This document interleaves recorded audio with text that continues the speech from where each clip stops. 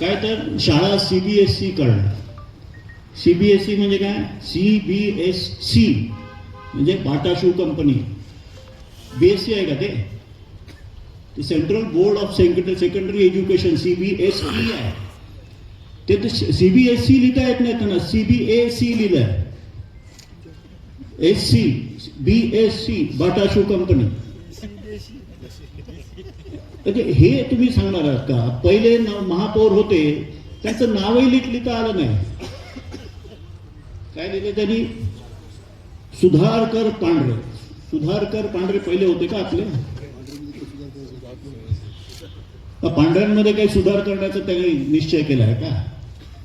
म्हणजे अशा असंख्य चुकाने भरलेला आणि खोट्या म्हणजे आश्वासनाने भरलेला हा जाहीरनामा, ह्यानं तोंड आहे का हो अशोकरावजींवर टीका करायचा? हा आमचा मूळ प्रश्न आहे. आणि म्हणून हे इलेक्शन जे आहे हे स्वतःचं काही नसताना फक्त दुसऱ्यावर टीका करून ते इलेक्शन जिंकणं, हे नांदेडची जनता माहिती आहे. नांदेड जनता फार हुशार आहे आणि त्यांना माहिती आहे सगळं की हे कशामुळे चाललेलं आहे. अशोकरावजींवर टीका करणं हा एकमेव कार्यक्रम विरोधी पक्षाचा आहे.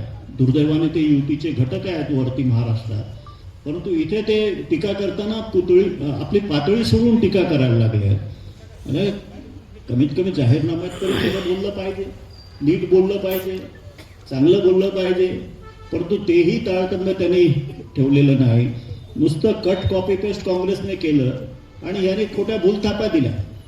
अशा प्रकारचे जाहीरनामे हे जनतेला रुचत नाहीत, पचत नाहीत आणि त्याची जी आहे या जाहीरनाम्याची संक्रांत त्या विरोधी पक्षावर आल्याशिवाय राहणार नाही एवढी आमची खात्री आहे. आणि आमचा जाहीरनामा वाचून अशोकरावजी चव्हाण यांच्यावर विश्वास ठेवून, देवाभाऊंवर विश्वास ठेवून आणि भाजपाचं दिल्लीचं नेतृत्व नरेंद्रभाऊ मोदी यांच्यावर विश्वास ठेवून नांदेडची जनता ही नांदेड वाघाळा महानगरपालिकेवर भाजपा झेंडा पहिल्यांदा फडकवल्याशिवाय राहणार नाही याची आम्हाला खात्री आहे.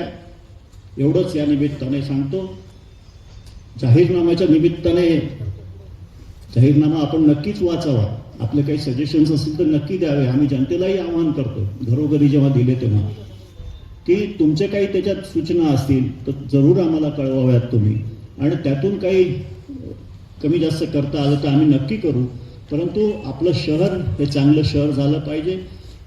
आपल्याला माहिती आहे की देवाभाऊ परवा येऊन गेले, त्यांनी सांगितलं की केंद्र शासनाने मुंबई, पुणे, ठाणे अशा A वर्ग ब वर्गाच्या महानगरपालिका सोडून क वर्ग ड वर्गाच्या महानगरपालिकांसाठी, छोट्या महानगरपालिकांसाठी 50,000 कोटी रुपयाचा निधी केंद्र शासनाने ठेवला.